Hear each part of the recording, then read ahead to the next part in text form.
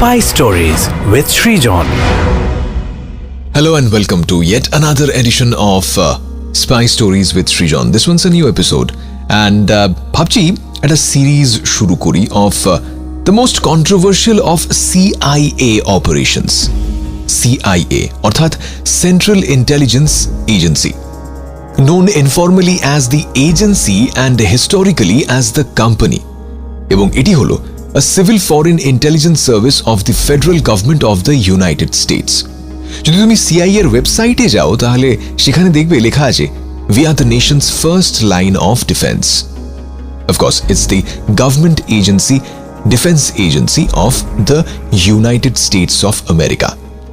এবং তারা এরকম বেশ কিছু মিশন এক্সিকিউট করেছে যে মিশনগুলোকে কন্ট্রোভার্সিয়াল বললে কিছুই বলা হয় না. To say the least, those missions were really gutsy, controversial অর্থাৎ বিতর্কিত এবং dangerous. One such mission was the Soviet satellite mission.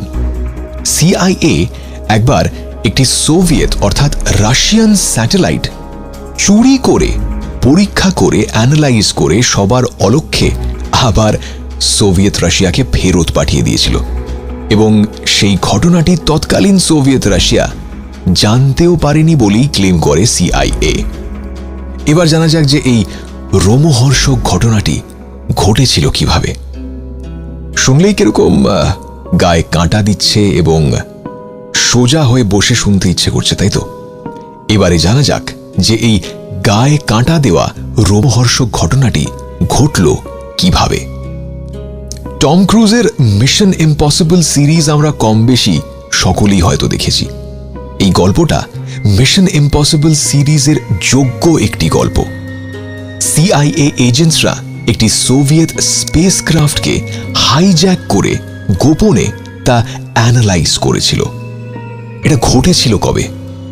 সেটা কিন্তু ক্লাসিফাইড অর্থাৎ secret, as in the country where the caper had occurred.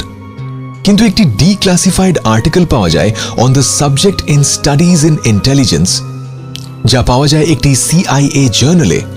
Much of the text has been blacked out by the agency's censors. কিন্তু যেটুকুও প্রকাশ করা হয়েছে national security archive watchdog গোষ্ঠীর পক্ষ থেকে, তাতেও প্রচুর ক্লুজ অর্থাৎ লুকোনো সূত্র রয়েছে, যেগুলো যদি কেউ পড়ে নিতে জানে তাহলে সে পুরো গল্পটা সহজেই বুঝতে পারবে.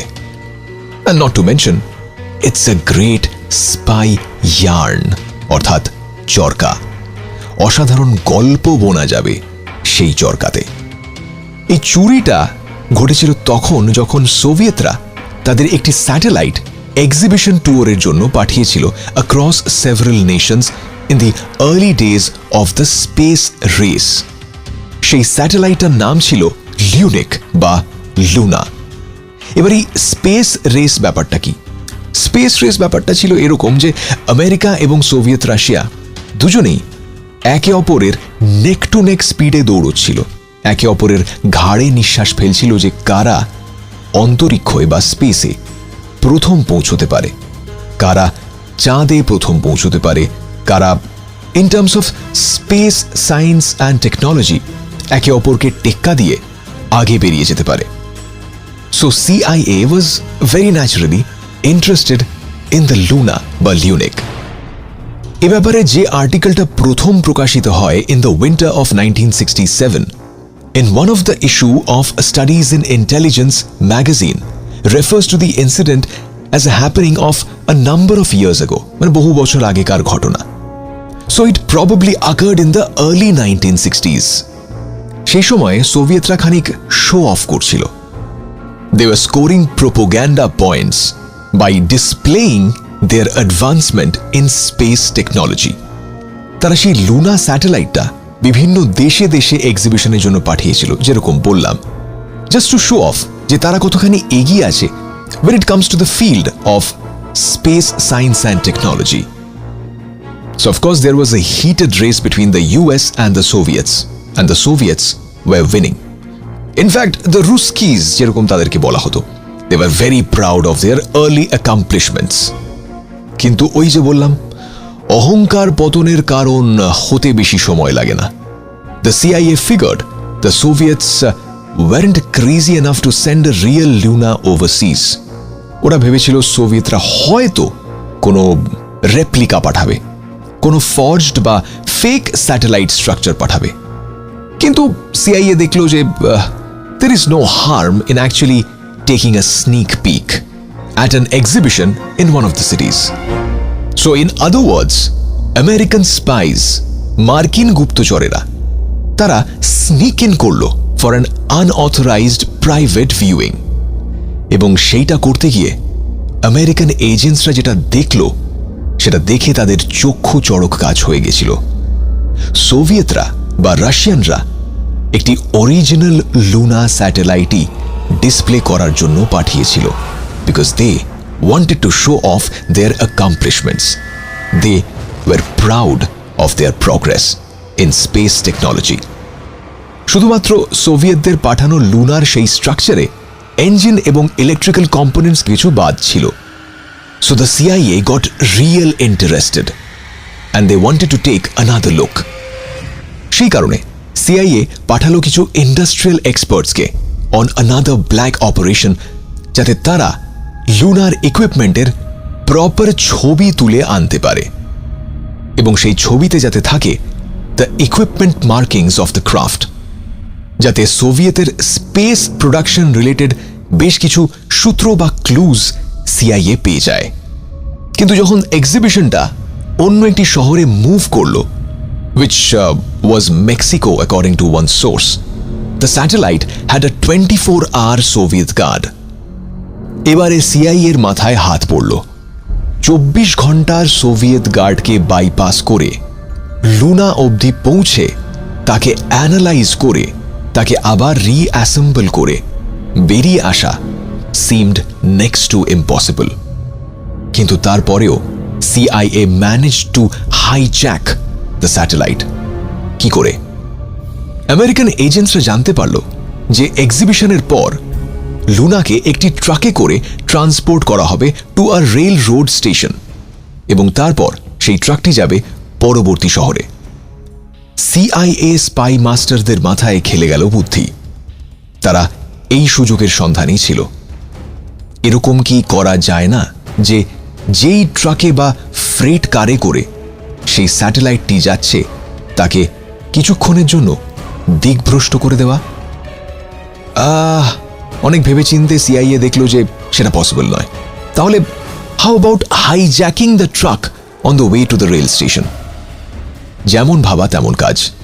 The CIA arranged for the Luna to be on the last truck leaving the exhibition that night, যাতে যাবতীয় অপারেশন শেষ ট্রাকে করা যায় এবং অবভিয়াসলি শেষ ট্রাকে যদি লুনা থাকে তাহলে যে কোনো ধরনের অপারেশন করতে সিআইএ এর এজেন্টসদের সুবিধে হবে।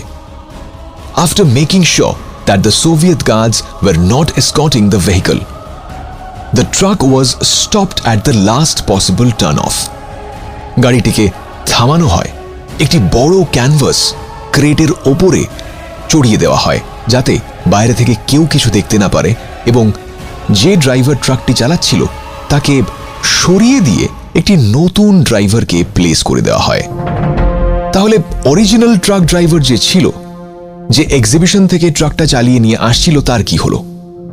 The CIA history only says that he was escorted to a hotel room and kept there for the night. এবারে কিভাবে তাকে ডিটেইন করা হয়েছিল সেটা কিন্তু পরিষ্কার নয় এবং সেই ট্রাক ড্রাইভার একটা গোটা রাত হোটেলে কাটালোই বা কেন, তার জন্য কি কি ধরনের কোট আনকোট বিনোদনের ব্যবস্থা ছিল সেটা সিআইএ এর এজেন্টসরাই বলতে পারবে বা আমরা আমাদের ইমাজিনেশন কাজে লাগাতে পারি। কিন্তু মানুষের অনেক ধরনের ডিজায়ার্স থাকে আর সেই ডিজায়ারের মধ্যে কিছু কিছু ফুলফিল হয়ে গেলে একজন মানুষ কিছুক্ষণের জন্য একটা জায়গায় থেকে যেতেই পারে। ফরচুনেটলি বা সৌভাগ্যক্রমে দ্য সোভিয়েত রিপ্রেজেন্টেটিভ যে রেল ইয়ার্ডে ওয়েট করছিল সে একটু বেশিক্ষণ ওয়েট করলো এবং তারপর সে তার হোটেল রুমে ফেরত গেল উইদাউট রেজিং এনি অ্যালার্ম। সেই কারণে সোভিয়েতদের মধ্যে কারোর কোনো সন্দেহ হয়নি। এইবার the CIA technicians got to work. Standing on the ladders তারা 14 ফুট উঁচু ক্রেটের মধ্যে ঢুকে পড়ল। তারা পার্শিয়ালি ডিসঅ্যাসেম্বল করলো স্পেসক্রাফটটাকে, including removing 130 bolts from a hatch to the engine compartment and পুরো ভেতরটার তারা ছবি তুলে নিল। তারা কাজ শুরু করেছিল সন্ধে 7:30টার সময় এবং সেই কাজ শেষ হতে হতে বেজে গেছিল পরের দিন ভোর 5টা। Luna was back on the truck and the original driver delivered it to the rail yard. সেই রেল ইয়ার্ডে অপেক্ষারত সোভিয়েত রিপ্রেজেন্টেটিভ পরের দিন সকাল 7টায় যখন হোটেল রুম থেকে আসে, সে দেখতে পায় যে সেই ট্রাক সেই রেল ইয়ার্ডে দাঁড়িয়ে রয়েছে এবং তার ভিতরে the spacecraft Luna was safe and sound. তাই কারোর আরও ফার্দার কোনো সন্দেহই হয়নি। So the Russians never came to know that their quote unquote little girl that was Luna was out all night with the strangers. I mean, পরবর্তীকালে তারা জানতে পেরেছে, এবং যদি কেউ না জেনে থাকে তাহলে এই পডকাস্টের মাধ্যমে জানতে পেরে যেতে পারে। But that gutsy operation of the CIA provided invaluable information about the Soviet space program to NASA. এবং maybe, just maybe, সেই সমস্ত ইনফরমেশন তারা কাজে লাগিয়েছিল for the মুন ল্যান্ডিং। কেউ কেউ তো আবার বলে সেই মুন ল্যান্ডিংটা নাকি ফিল্মের সেট ছিল। যাকে সেটা অন্য গল্প, সেই গল্পে আজকে আর গিয়ে কাজ নেই।